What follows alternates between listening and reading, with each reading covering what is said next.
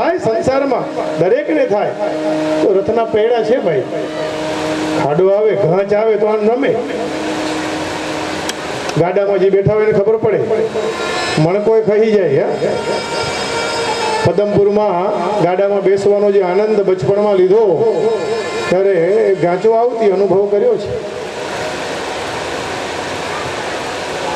પણ ભગવાનની કૃપા સિવાય હરિને મળે, હરિને મેળવવા હોય તો સંત પાસે જવું પડે.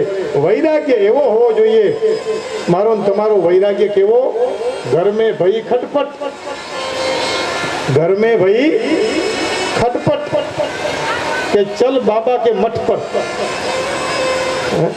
तरत ज हालो के हवे आपणे मठ पर जईए. अरे एक भाई तो 250 ग्रामना गांठियाना पेकेट बनावी અને રેલવે સ્ટેશનના થોડે દૂર જઈને પાટા ઉપર હુઈ ગયો. ત્યાં પેલા થેલાવાળા આવે ને, પેલા એ ઉઠ, કેમ સૂતો છે, ગાડીનો ટાઈમ થયો.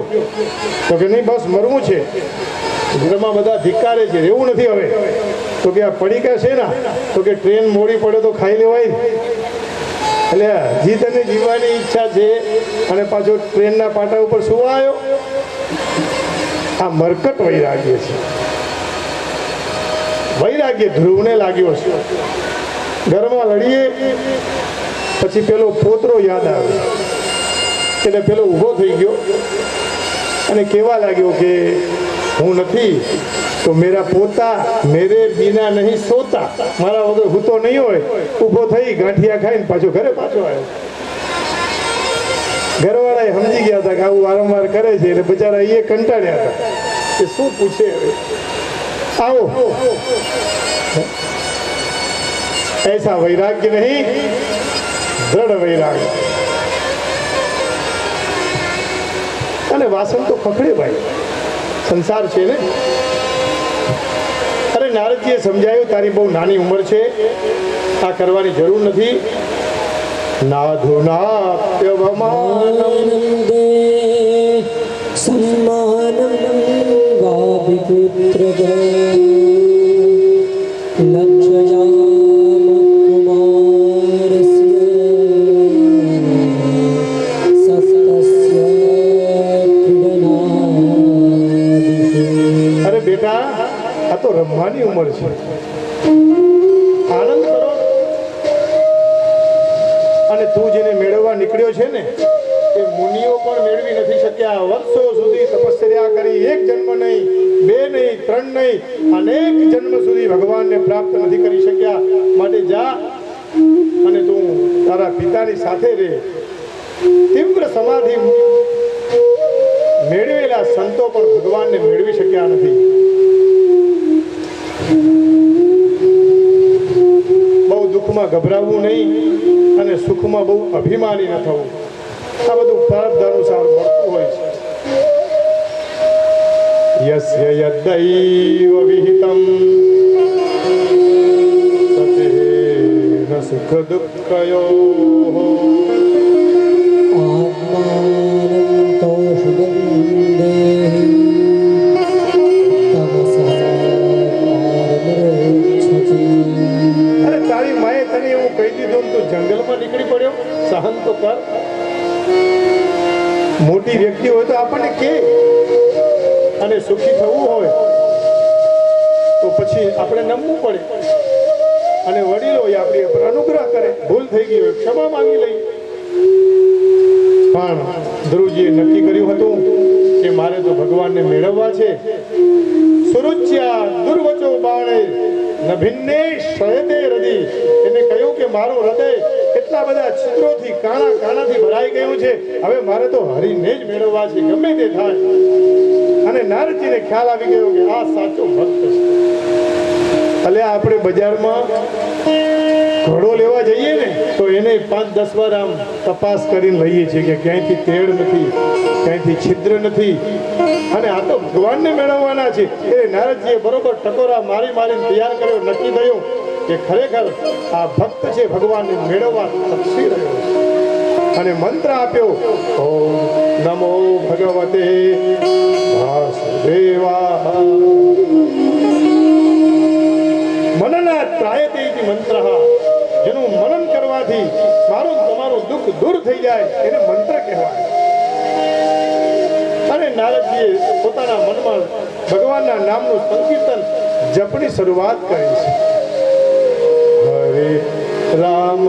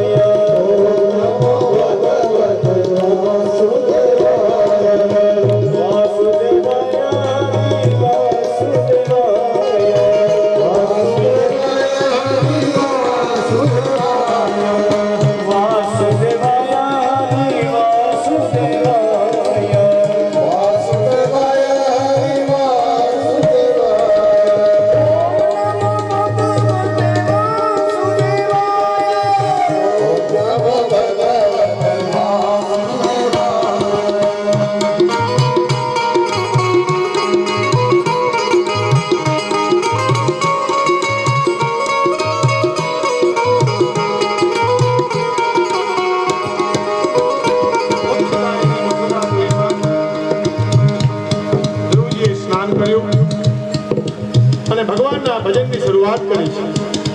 ત્રણ રાત્રિઓ કપિત બદરાશના, 3 દિવસમાં એક વખત ભોજન અને એમાંય કેવળ બોરના ફળ ખાવાના, બોર ખાવાના. બીજા મહિને કઠોર તપની શરૂઆત. દ્વિતીયમ ચ માંસમ ષષ્ઠે, કેવલ પાન ખાઈને 6 દિવસમાં. એમ કરતા આગળ ત્રીજા મહિને નવમે અંતે 9 દિવસમાં એક વખત કેવલ પાણી અને પછી તો વાયુ. અનાજ છોડી દીધું, વાયુ છોડ્યા, જળ છોડ્યા, કેવલ ભગવતમય થઈ ગયા. આવી લગ્ન લાગે ત્યારે હરિ આવે. નમો ભગવતે વાસુદેવાય, નમો ભગવતે વાસુદેવાય, વાસુદેવાય આદિ વાસુદેવાય, વાસુદેવાય આદિ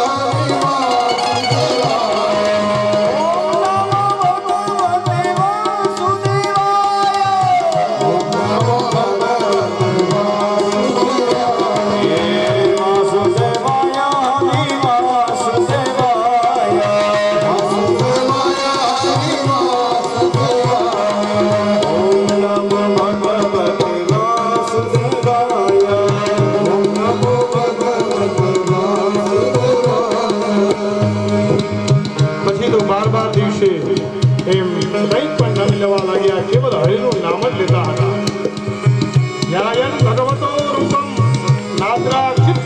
પૂર્વાપરમ કેવલ ભગવાનનું દર્શન, ભગવાનનું નામ સંકીર્તન અને ઈશ્વરમય થયા છે. મારા તમારા જેવા કોઈ એકાદશી કરે તો બપોરે ભૂખ લાગે, સાંજે જમીએ, અને કોઈ એવી હિંમત કરી કે લાવ હું પણ અગિયારસ કરું, કંઈ ન ખાધું, બીજા દિવસે કંઈ ન લીધું, ત્રીજા દિવસે કંઈ ન લીધું અને હોસ્પિટલમાં જવું પડ્યું. આ વ્રત કેમ કરવું ને એ તો ધ્રુવજી શીખવે છે. ધીરે ધીરે 1 દિવસ, 3 દિવસ, 9 દિવસ, 12 દિવસ એમ કરતા કરતા તમને બધાના ઓમ નમો ભગવતે વાસુદેવાય. ઓમ નમો ભગવતે વાસુદેવાય. ઓમ નમો ભગવતે વાસુદેવાય. ઓમ નમો ભગવતે વાસુદેવાય. વાસુદેવાય હરિ વાસુદેવાય.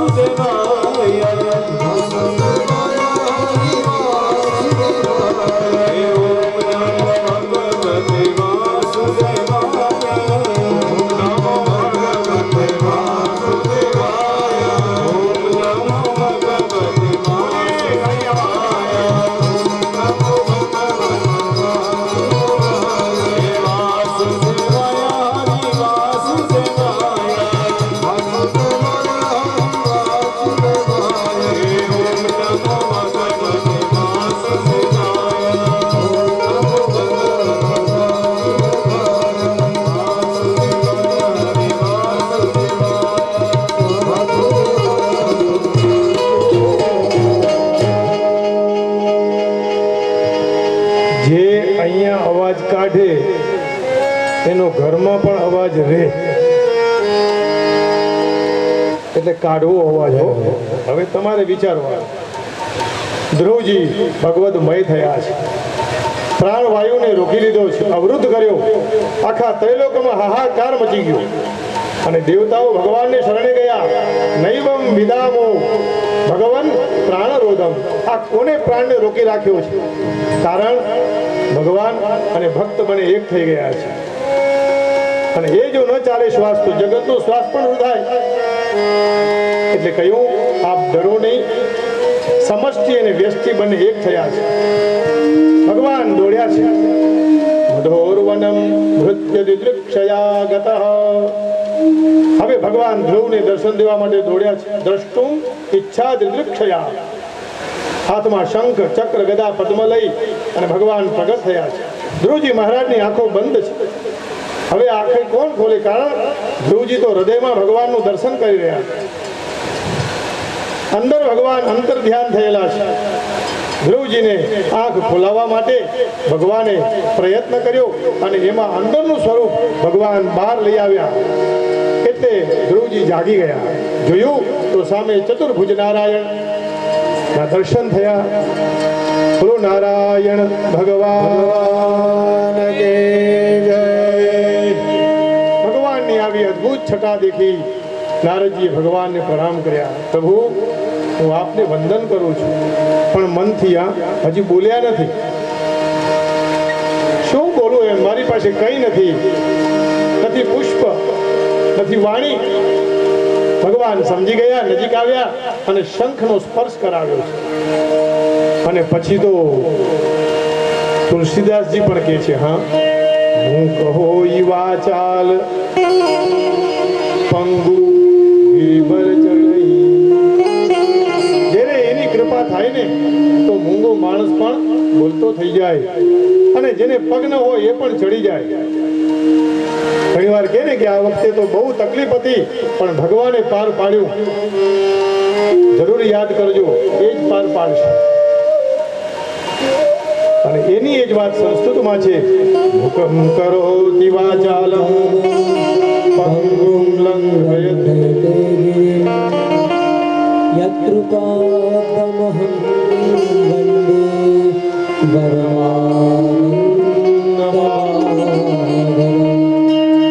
ભગવાન શું વાચાળ બનાવે? વાચાળ એટલે જે મનમાં આવે એ બોલવાનું, એને વાચાળ કહેવાય. પણ સંસ્કૃત ભાષાની મજા તો જુઓ. વાચામ અલંકરોતિ જે વાણીને સુશોભિત કરે એવી વાણી ભગવાને આપી છે. શંખનો સ્પર્શ થતા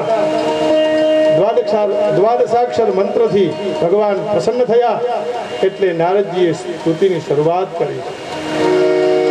12 અક્ષરનો મંત્ર આપ્યો તો એટલે 12 શ્લોક વડે સ્તુતિ કરે છે. અને ધ્રુવજી બોલે છે હવે પ્રવેશ્ય નવા ચરિમાન પ્રસુપ્તા સંજીવયાત્યભિલષા તિજરસ્વધામ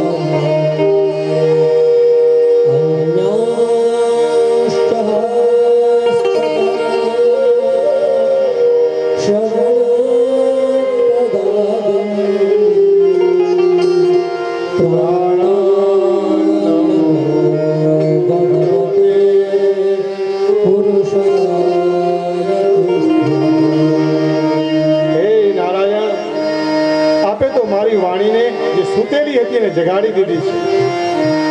આખા જગતને ધારણ કરનાર અખિલ શક્તિ યુક્ત હે પ્રભુ, હું આપને વંદન કરું છું. અન્યાંશ હસ્ત ચરણ શ્રવણ ત્વગાદિ, મારી તમામ ઇન્દ્રિયો કામ કરવા લાગી. હે પ્રભુ, હું આપને વંદન કરું છું. અને પછી તો ભગવાને ધ્રુવજીને રાજ્ય આપ્યા છે કે જા, જે તારી રાજ્યની ઈચ્છા હતી એ તને મળશે. પણ ધ્રુવજી પસ્તાણા છે કે હું તો ભગવાનને મેળવવા ગયેલો અને ભગવાને મને રાજ્ય આપી દીધું, હું છેતરાયો છું. આવું ભાગવતજીમાં લખ્યું છે. દુઃખી થયા છે પણ કઈ નહીં. મતિર વિદુષિતા દેવૈ પતદ્ભિ અસહિષ્ણુભિ. મારી આ બુદ્ધિ આવી કેમ થઈ કે મેં રાજ્યની માંગણી કરી? મારે તો ભગવાન મેળવવાના હતા. હરિ જા પર કૃપા રામ કી હોઈ, તા પર કૃપા કરે જેના ઉપર ભગવાનની કૃપા થાય એના ઉપર આખું જગત કૃપા કરે. આવો સ્વાગતમ. તસ્મૈ નમંતિ ભૂતાની નિમ્ન આપ ઇવ સ્વયં. મૈત્રેયજી કહી, જેના ઉપર ગોવિંદની દ્રષ્ટિ પડે એના ઉપર આખું જગત વરસાવ કરે. ધ્રુવજી ઘર તરફ ચાલ્યા તો જે સુરુચિ અને ઉત્તાનપાદ એનું અપમાન કર્યું હતું એ આજે એમનું સ્વાગત કરવા માટે ઊભા છે, એમને વંદન કરે છે.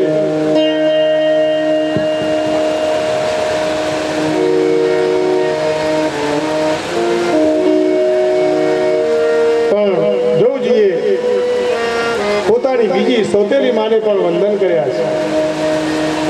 જો ભગવાન મળે ને, સંત મળે ને એટલે આવી સન્મતિ થઈ જાય છે. અરે માં, જો તમે મને આવા કડવા વેણ કીધા ન હોત ને તો હું આજે આ તપ કરી અને ભગવાનને મેળવી ન શક્યો હોત. સીધો અર્થ લીધો. માતાઓ આવો ભેદ રાખે કે ન રાખવો જોઈએ એવો આ કથાનો સાર છે. પણ ઘણીવાર માતા પિતા કઠોર થાય દીકરા માટે, એ પણ જરૂરી છે. વડીલો કંઈ કહે તો એ પણ કલ્યાણ માટે છે. બધાને વંદન કર્યા. માતા પિતા ખૂબ પ્રસન્ન થયા અને એ પણ ભજન કરવા માટે ગયા અને ધ્રુવજીને રાજ્ય સોંપી દીધું. અને કેવું એ રાજ્ય વૈભવ. પછી તો ધ્રુવજીએ ભ્રમી અને ઈલા સાથે વિવાહ કર્યા. કાલાંતરે ઉત્કલ અને વત્સલ નામના 2 દીકરા થયા છે. એક વખત સુરુચિનો દીકરો ઉત્તમ ક્યાંક જતો રહ્યો દૂર, એને ગોતવા ગયા પણ દાવાગ્નિમાં ભસ્મ થયા છે. ધ્રુવજી છતાં સહન ન કરી શક્યા, પોતાની માને બચાવવા માટે ગયા. જોયું તો યક્ષોએ આક્રમણ કરેલું એટલે ધ્રુવજીએ અનેક યક્ષોને મારી નાખ્યા. અને ત્યાં મનુ મહારાજ પધાર્યા. કહ્યું, અલમ વત્સાતી રોષે, બેટા તો હજી નાનો છે, આટલો ક્રોધ ન હોવો જોઈએ. અને ભાઈ, આપણે તો સંતો કહેવાય. ભગવતના દર્શન થઈ જાય પછી તો નાયમ માર્ગો હિ સાધુના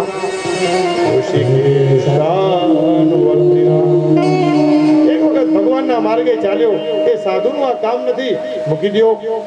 એટલે મારવાનું બંધ કર્યું, રાજ્ય પોતે ચલાવતો. ધ્રુવજીને પણ આનંદ નથી. મેળવવા ગયા હતા ભગવાન અને મળ્યું રાજ્ય. ભગવાન તો મળ્યા પણ અંતમાં રાજ્ય મળ્યું એ એમને જરા ઠીક ન લાગ્યું. નિત્ય કર્મ પોતાનું કરી ખૂબ સારી રીતે રાજ્ય ચલાવતા અને એટલા માટે 36,000 વર્ષ રાજ્ય કરી જીવ્યા અને ભગવાનનું ભજન કર્યું. એટલે વિમાન લેવા આવ્યું. જેવું વિમાન લેવા આવ્યું એટલે ધ્રુવજી મહારાજ બેસવા ગયા. પગથિયું હતું નહીં, મૃત્યુ આવીને ઊભું રહ્યું અને એ મૃત્યુના ઉપર ધ્રુવજી મહારાજે પગ મૂક્યો અને ચડી ગયા. એને ભગવાન મળે એ મૃત્યુ ઉપર પણ વિજય પ્રાપ્ત કરી શકે. બેઠા છે, પાર્ષદો લઈ જઈ રહ્યા છે. ભગવાનને ત્યાંથી તેડું આવ્યું, બેસી ગયા. પણ થોડે આગળ ગયા ત્યાં કહ્યું કે મારી માને તો હું ભૂલી ગયો. પાર્ષદોએ કહ્યું, ના, આગળનું વિમાન છે ને એમાં તમારી માં બેઠેલા છે. જેના કુખે આવો દીકરો હોય એની માં પાછળ રહે. એ તો ભગવાનથી પણ આગળ વિશેષ જાય છે. એટલે તો પ્રભુએ ઘરે ઘરે પોતે ન પહોંચી શકે એટલે માતાઓને બેસાડી દીધી કે આ કામ તમે કરો. ધ્રુવ સગલાની સગલાની જપે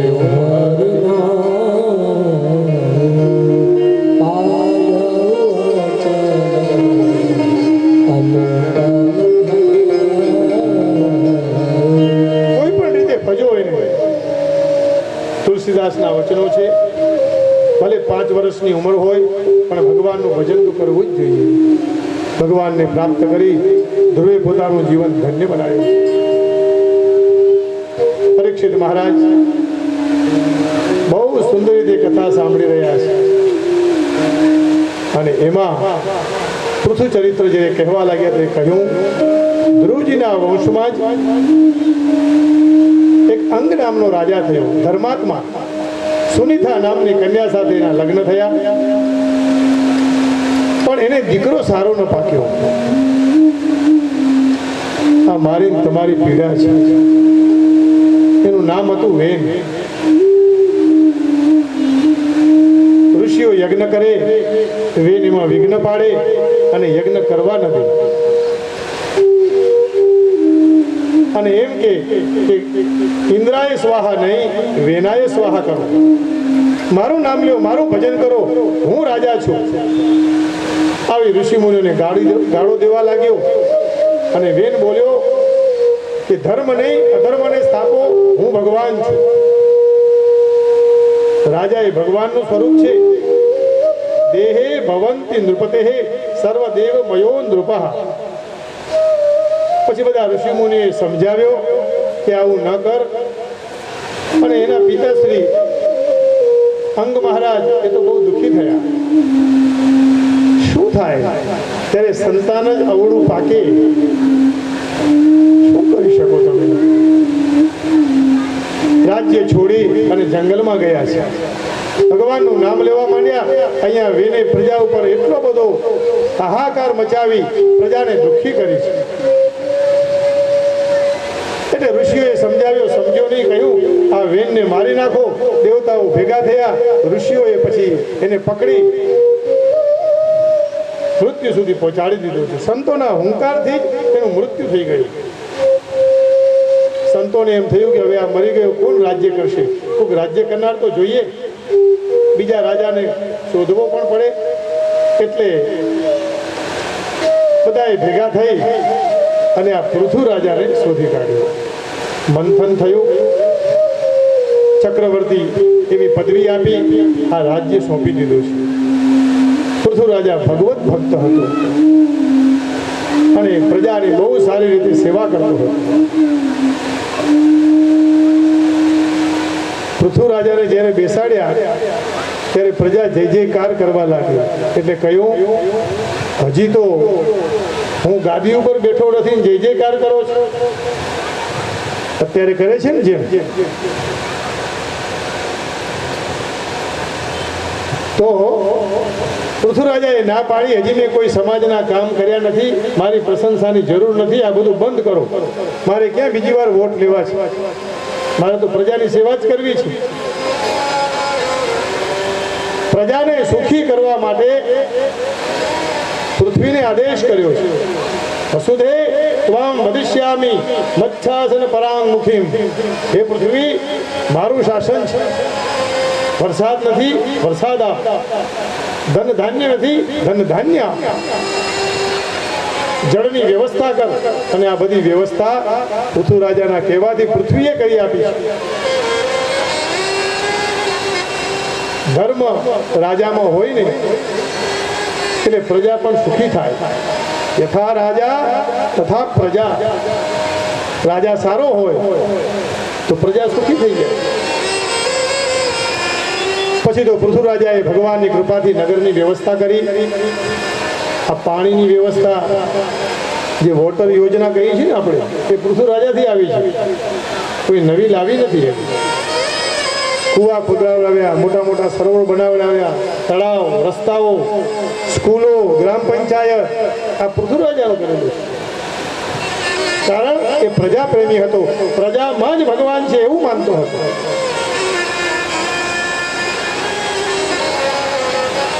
અને ભાઈ જો કામ ન કરે કોઈ પણ રાજા તો પછી ખુરશી છોડવી પણ પડે સમય આવે એટલે. અને બહુમત સિદ્ધ થાય તો બેસવા મળે. એટલે પછી ઋષિઓએ કહ્યું, આ એવું કરો કે યજ્ઞનું આયોજન કરો અને ઇન્દ્રને પરાસ્ત કરી. તે પ્રમાણે આગળ કથામાં કહ્યું કે ઇન્દ્રનો વિજિતાશ્વ નામનો એ પૃથુપુત્ર ઇન્દ્ર જ્યારે યજ્ઞમાં આવ્યો અને યજ્ઞમાંથી ઘોડો લઈને જતો રહ્યો, ચોરી લીધો.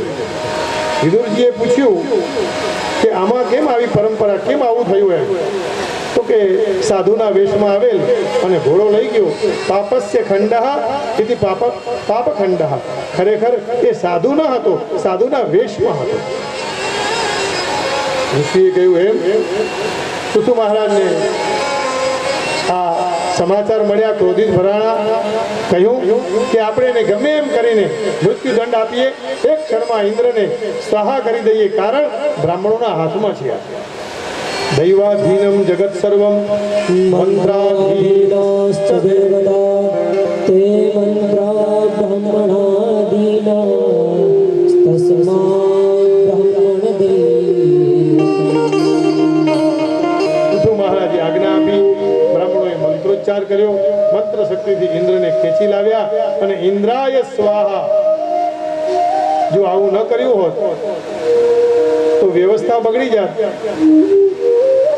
પણ વ્યવસ્થા સુધારવા માટે રોક્યા કે ઇન્દ્રને સ્વાહા ન કરાય. એ તો આ જગતના ભગવાને બનાવેલા એક પાત્ર છે, જેના દ્વારા એ પણ સૃષ્ટિનું સંચાલન કરે છે. બ્રહ્માજીએ રોક્યા છે. પૃથ્વી રાજાની આજ્ઞાથી વળી પાછું ઇન્દ્રને પણ સ્થાન આપ્યું. બધા બ્રાહ્મણો શાંત થયા, નારાયણ પ્રગટ થયા, ઇન્દ્ર બચી ગયા છે. ફરી પાછી એ જ વાત આવી, મોટાની આજ્ઞા માનવી જોઈએ.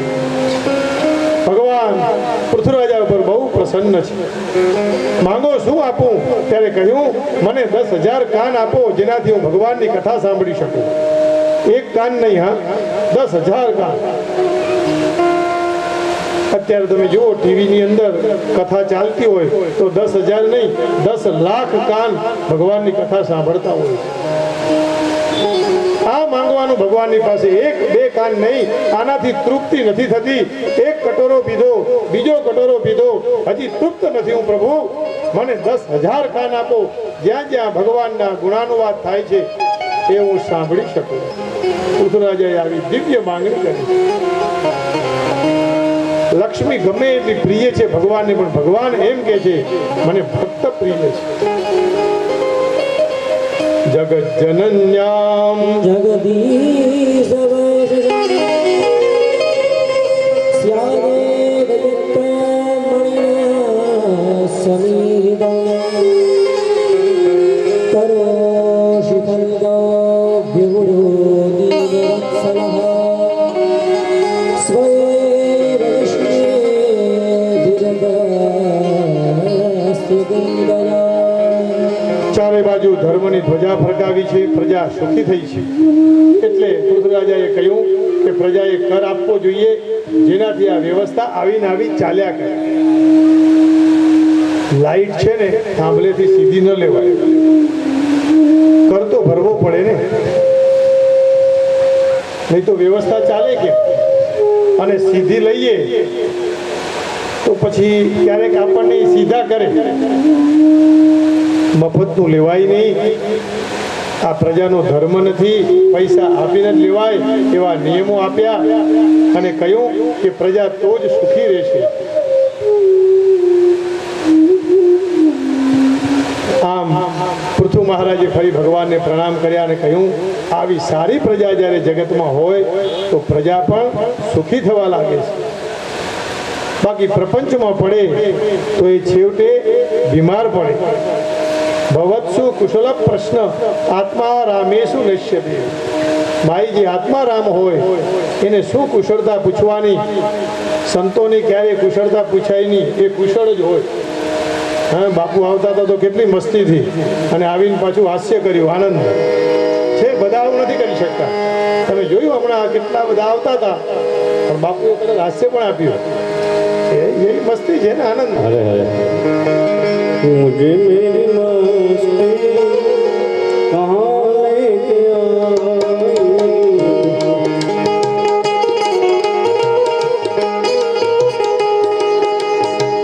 जहाँ मेरे अपने जहाँ मेरे अपने जहाँ मेरे अपने मुझे मेरी मस्ती यहाँ लेके आई मुझे मेरी मस्ती यहाँ लेके आई સનંદન, સનાતન, સનત કુમાર આ સાધુના વેશમાં છે, બ્રહ્મચારી છે. પૃથુ મહારાજ એમની પૂજા કરી રહ્યા છે. મારે ત્યાં સાધુ ક્યાંથી પધારે? મારું પુણ્ય હોય તો સાધુ આવે બાપા, નહીં તો એને શું જરૂર છે? બીજાનું કામ સિદ્ધ કરનાર એવા સાધુ પધારે, આપણે ધન્ય થઈ જઈએ. અરે ઓરડો ગમે એવો ખંડેર હોય પણ એમાં એક દીવડો પ્રગટાવીએ, અગરબત્તી જલાવીએ અને મહાત્માને લાવીએ એટલે એ ઓરડો ઓરડો નહીં, એ ખંડેર નહીં, એ મંદિર બને છે. हाँ मता जब लगा मेरी भक्ति का मुझको हे मता जब लगा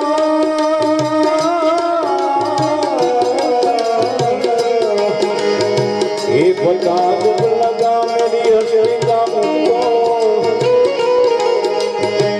सिवा मेरे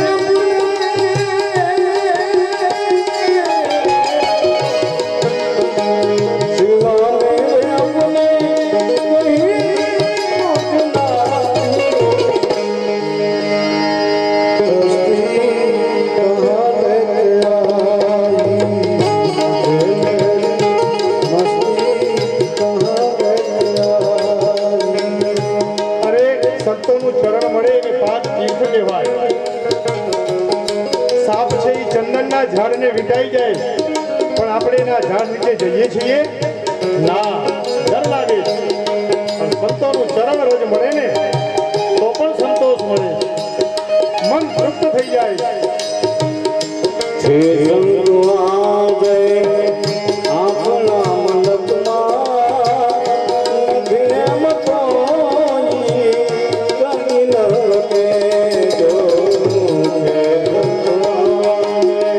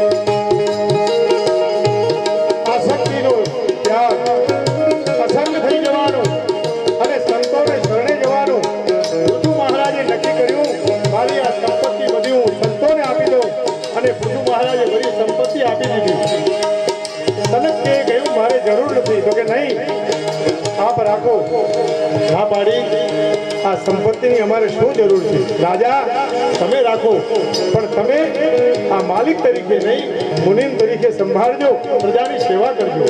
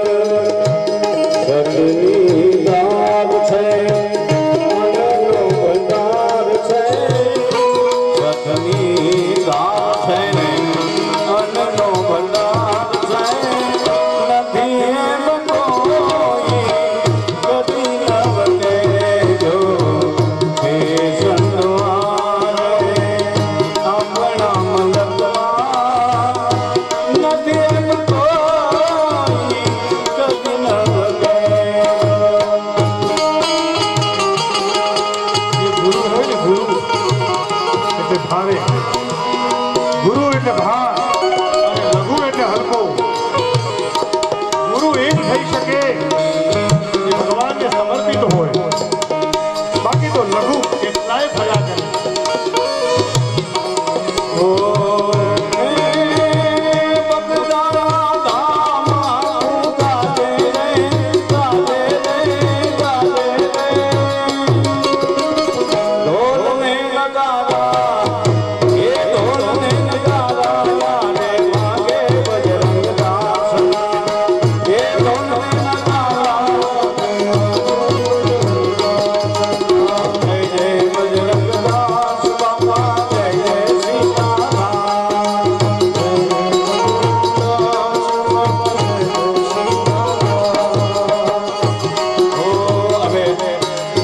વાત નીકળી છે ત્યારે છેલ્લે ભગતાને માને બાબાજી તારી લગનાનો કોઈ માન દે બાબા બાબાજી તારી લગનાનો કોઈ પાર નથી મહિમાનો કોઈ પાર નથી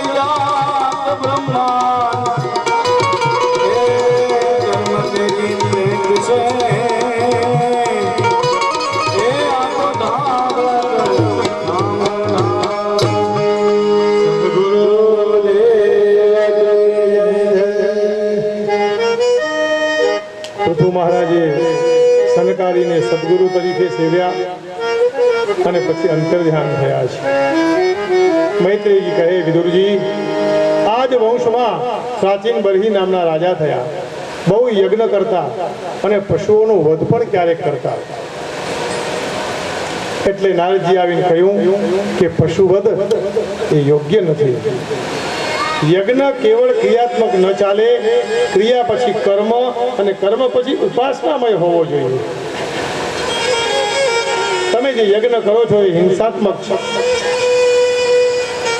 અને બન્યું એવું, કેટલા બધા યજ્ઞ કર્યા, જે પશુને હોમેલા એ બધા પશુ આકાશમાં ઊભા હતા. કહ્યું, જો રાજન, આ બધા તારી રાહ જોવે છે, તને ફાડી ખાવા ઈચ્છે છે. રાજાની આંખો ખુલી ગઈ. વેદ એમ કે વેદ પઢના પાપ હૈ. હવે આગળ આપણે વાંચવું તો પડે ને. વેદ પઢના પાપ હૈ. પણ કોઈ સમજદાર આવીને કીધું કે વેદ પઢના પાપ હૈ અશૌચ અવસ્થા મેં. પણ પેલા એટલું જ વાંચેલું કે વેદ પઢના પાપ હૈ. વેદ ભણવો પાપ છે, પણ આગળનું વાંચ્યું જ નહીં. અશૌચ અવસ્થા મેં એટલે પવિત્ર અવસ્થા ન હોય ત્યારે વેદ ભણાય નહીં. નારદજી કહ્યું, આ અયોગ્ય છે, પશુવધ ના થવો જોઈએ. કારણ પરોક્ષવાદો વેદો યમ બાલાનામ અનુશાસનમ. વેદ ભગવાન પરોક્ષવાદી છે.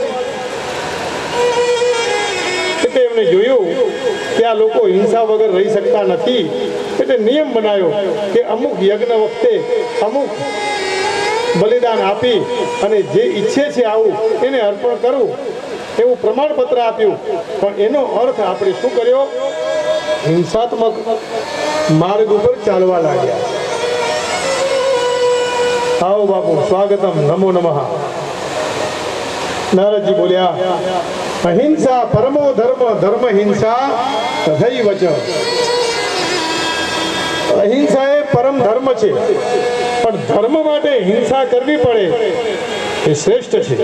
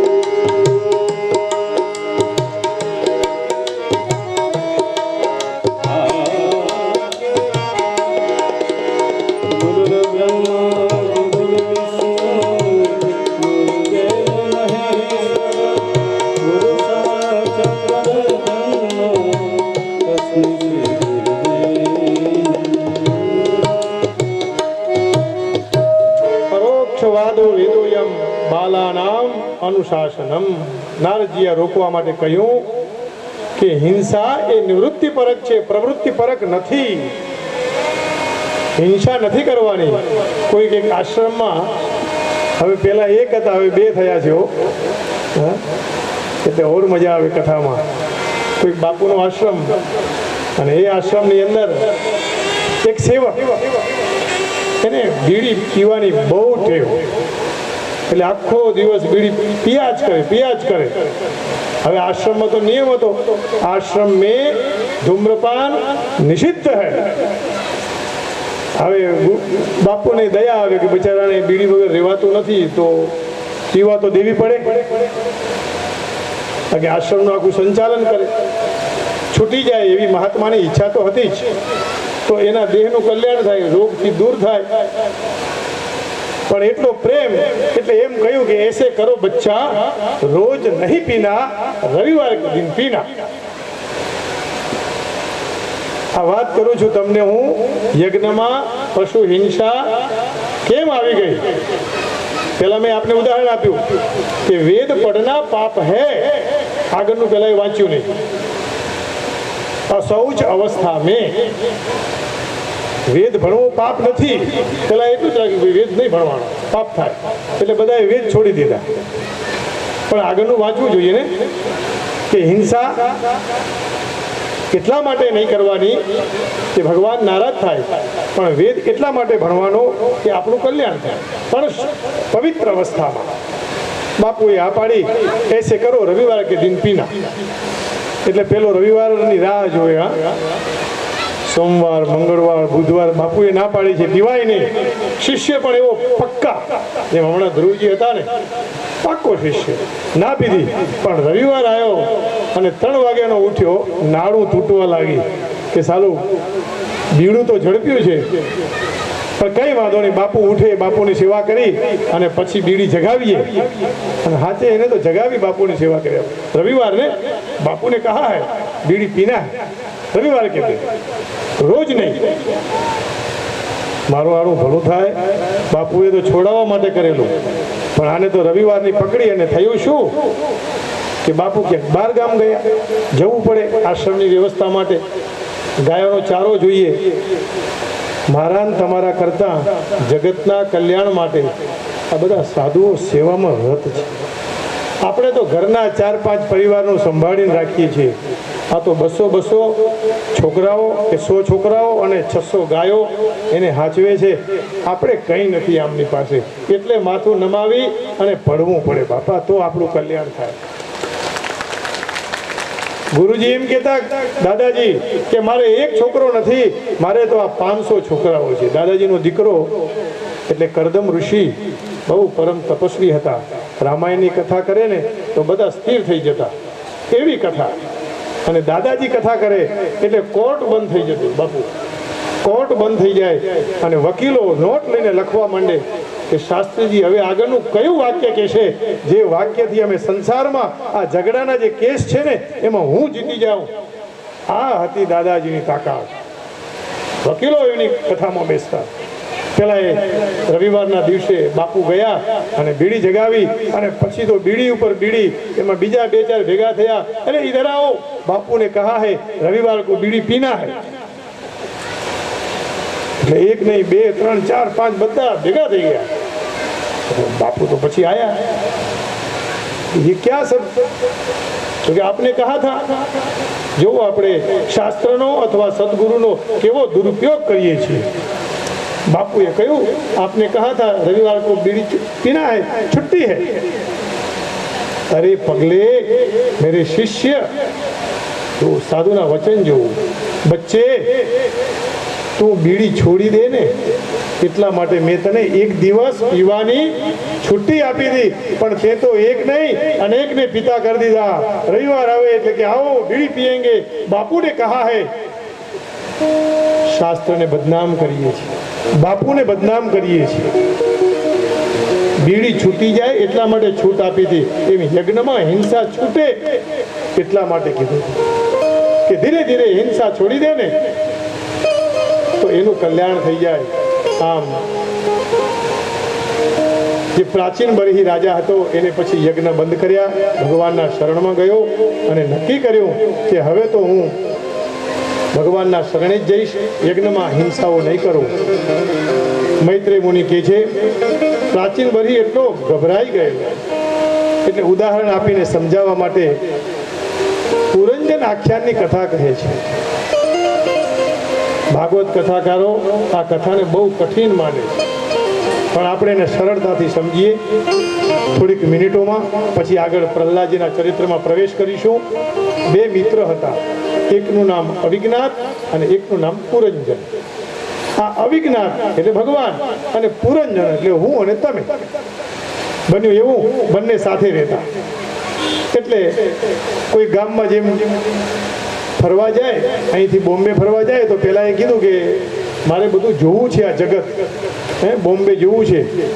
તો અવિજ્ઞાતે કીધું હું રૂમમાં જ રહીશ, તારે જોવા જવું હોય તો જા. એટલે પેલો પુરંજન ગયો. જેવો ગયો એવો તો ત્યાં સંસારની માયામાં આવ્યો. સુંદર એક સુંદરી કન્યા મળી અને બંનેનો ભેટો થયો છે. નમસ્કાર કર્યો, દેવીજી નમસ્કાર. અને પછી તો વાતનો દોર છે આગળ ચાલ્યો. કે છે તમે લગ્ન કર્યા છે? તો કે ના, અરે મેં પણ નથી કર્યા. તો પછી આપણે લગ્ન કરીએ. બંને સાથે રહીને લગ્ન કર્યા છે, પુરંજન અને પુરંજની. અને પછી જ્યારે આસક્ત બન્યો એટલે સુખદેવજી મહારાજ કહે, પરીક્ષિત, ક્વચિત ગાયતિ ગાયન્ત્યામ રુદત્યામ રુદતિ ક્વચિત ક્વચિદ્યંત્યામ હસતી જલ્પન્ત્યામંજલપતિ. પછી તો પુરંજની કેમ જ કરવા લાગે. પેલી ગાય તો પેલો બી ગાય, પેલી બેસી જાય તો પેલો બી ઊભો બેસી જાય, પેલી ઊભી થાય તો પેલો બી ઊભો થાય. જેમ કરે એમ કરવા લાગે. હવે આ પુરંજની એટલે પુરંજનીએ કીધું મારી સાથે રહેવું પડે તો મારો આ સેનાપતિ છે, હા, આ દશેન્દ્રિય છે, પંચ જ્ઞાનેન્દ્રિય, પંચ કર્મેન્દ્રિય, પણ કઈ વાંધો નહીં કે હું તારી સાથે જ રહીશ. એટલે પુરંજની રડે તો પુરંજન રોવે. એકબીજાને એટલો બધો થઈ ગયો સંબંધ, ક્રીડા મૃગ બન્યા છે. એક દિવસ ત્યાં કુરુ જરા નામની કન્યા આવી અને ચંડવેગ નામનો ગંધર્વ આવ્યો અને બોલ્યો કે હવે અહીંથી વિદાય લ્યો. પણ પેલી કે ના, મને સ્વીકાર નથી. એની સાથે કોણ કોણ આવ્યું? તો 360, એટલે આ દિવસો 65 કહીએ છીએ આપણે, પણ ગણિત પ્રમાણે 360 દિવસ જ થાય. હવે એના સૈનિકો કયા કયા? તો કે રાતના 365 અને દિવસના સફેદ, રાતના કાળા, આ બધા એના સૈનિકો. પ્રજ્વરાયો મમ ભ્રાતા વંચમે ભગિની ભવ. એક કન્યા અને એક પુરુષ બંનેનું મિલન, પુરંજન પુરંજની. પણ જરા આવી વૃદ્ધાવસ્થા આવી, આ કાળનો સમય આવ્યો, બંનેને ગમ્યું નહીં કે એક દિવસ વૃદ્ધા આવશે તો શું થશે? શરીર પાંગડું બની જશે. પુરંજન અને પુરંજની પાસે 10-11 સૈનિકો હતા અને એ નગરીમાં આને પ્રવેશ કર્યો. આ નગરી એટલે આપણું શરીર, નવદ્વારવાળું શરીર, એમાં પ્રવેશ કર્યો છે. બંને શાંતિથી રહે છે, આનંદ કરે છે. પણ વૃદ્ધાવસ્થા આવે એટલે જાવું તો પડે, એની પાછળ પડી છે. અને પુરંજન એટલો બધો પુરંજનીમાં દીવાનો થયેલો કે પુરંજની એમ કહે કે મેરે પીછે પ્રાણ ત્યાગ દો, તો પ્રાણ છોડવા માટે પણ તૈયાર. આમ સ્ત્રીમાં આસક્ત થયેલો પુરંજન, અંતે યા મતિ સા ગતિ, સ્ત્રીનો અવતાર મળ્યો છે. મલેધ્વજ નામના રાજા, એના ત્યાં એ ગયો, બીજા જન્મમાં એના લગ્ન થયા અને એની સાથે રહેતો હતો. એક વખત આ રાજાનું મૃત્યુ થયું એટલે આ પુરંજન જે હતો એ પોતાના રાજાની પાછળ સતી થવા તૈયાર થયો. ત્યાં પેલો અવિજ્ઞાત જે ઘરમાં રહેલો, એને એમ થયું કે આ પુરંજન ક્યાં જતો રહ્યો, લાવ ખબર કરું. એટલે બહાર નીકળ્યો, ફરતા ફરતા જોયું તો પુરંજન તો સતી થવા જઈ રહ્યો. કહ્યું, શું કરે છે આ મૂર્ખામી? અને તરત પેલીએ જોયું, કારણ કે એ સ્ત્રી થઈ ગયેલો. પુરંજન સતત પુરંજનીનું સ્મરણ કરતા સ્ત્રી બન્યો, રાજા સાથે લગ્ન થયા. એટલે પેલી સ્ત્રીએ કહ્યું કે હું તો તને જાણતો નથી અને તું મને આવી રીતે બોલાવે છે બધાની વચ્ચે, કોઈ સ્ત્રીને બોલાવાય? અરે નહીં, આપણે મિત્રો છીએ. અવિજ્ઞાત સમજાવે છે, જીવાત્માને પરમાત્મા સમજાવે છે. અવિજ્ઞાત એટલે પરમાત્મા અને જીવાત્મા એટલે પુરંજન. પણ પેલો નથી માનતો. ઘણું કીધા પછી મિત્રની વાત હતી એટલે માની લીધી, લઈ આવ્યો, છોડાવ્યો છે. આ નગરમાં બંધાઈ ગયેલી વ્યક્તિને પુરમ જયંતી એટલે પુરંજના, પુરમ જનયતી. હા, આ નગર ઉપર જે વિજય પામે એને પુરંજન કહેવાય. પણ પરમાત્મા મળે તો વિજય થાય ને. એટલે મિત્રતા કે દોસ્તી, ભાઈબંધી પરમાત્માની સાથે હોય. બડ ભાગ માનુષ તન પાવા,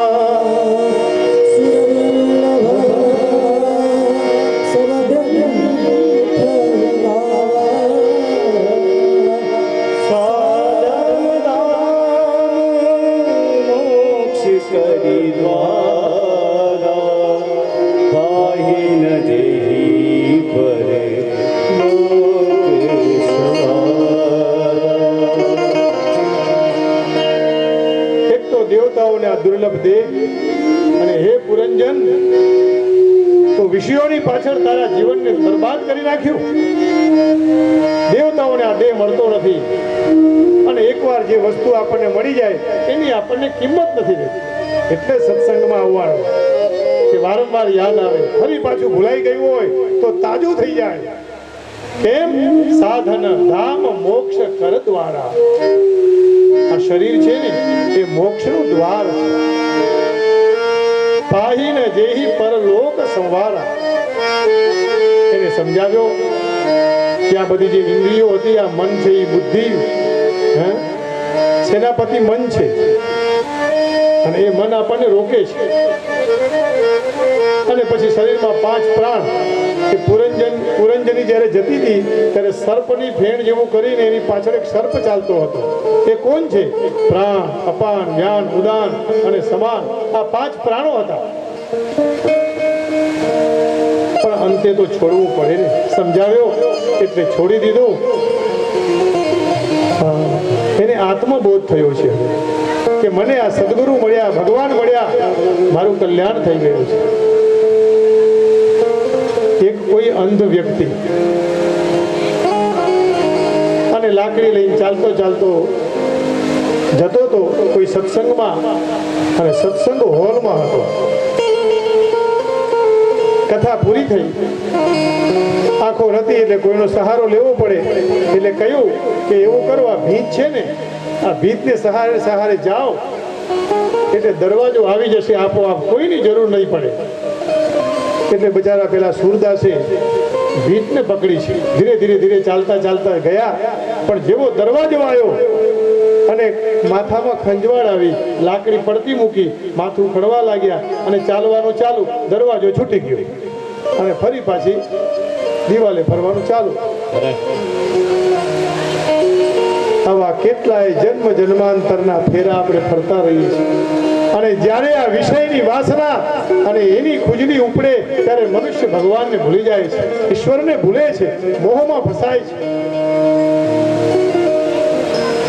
કોઈ આ અવિજ્ઞાત જેવો ભગવાન મળી જાય, કોઈ સદગુરુનું શરણું મળે ને તો એ તરી જાય. ફરી પાછો દરવાજો મળે કે ભાઈ એમાંથી મુક્ત થઈ અને આ રસ્તે ચાલ, તો દરવાજો તારી નજીક જ છે, દૂર ક્યાંય નથી.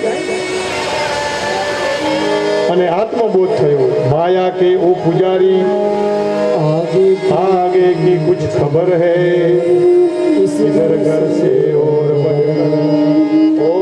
दूसरा भी घर है. अरे આ ઘર સિવાય બીજું પણ ઘર છે. ત્યાં સુધી આમાં મોહ અને ભક્તિ કરવી હોય તો થાય તો છે જ આનાથી, તો બીજા ઘરે પણ જવું પડે ને. माया के ओ पुजारी आगे की कुछ खबर है, माया के ओ पुजारी. अब ठीक से हुआ है, उन्नत हो जाता है. माया के ओ पुजारी आगे की कुछ खबर है, इस घर से और बढ़कर एक दूसरा भी घर है. આ ઘર સિવાય બીજું ઘર છે, ત્યાં જવાનું છે. આ ઈંટથી પથ્થરથી બનેલું આ ઘર તો છૂટી જશે. આ ઘરથી યાદ કર અને ભગવાનની સાથે જા. તો મનુષ્ય છે, પશુ નથી. મારું મારું મારું કરી અને જીવન ગુમાવીશ નહીં. બ્રહ્મની સાથે જઈશ તો બ્રહ્મવિદ ભવિષ્યથી. પણ આવું કઈ રીતે થાય? તો 3 વસ્તુ બતાવે છે. જગતમાં પ્રેમ કેમ થઈ શકે?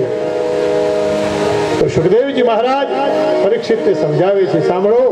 ભયયા સર્વભૂતેષુ સંતુષ્ટ્યાયેન તે સર્વેન્દ્રિયો વશાત્યાચ પુષ્યતા.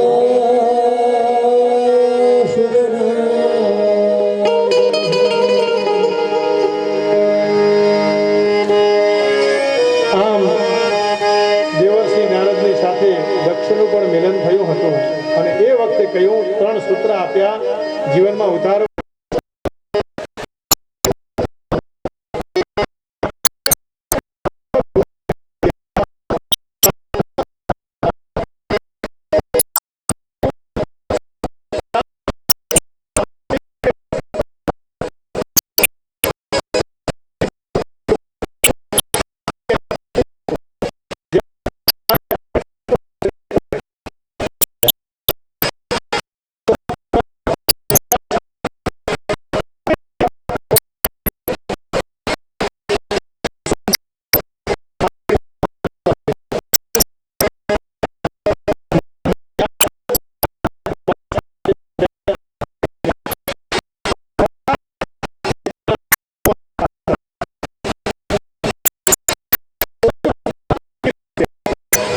અને છતાં આ ઘરાણા ગામના બધા લોકો ત્યાં જમતા હતા.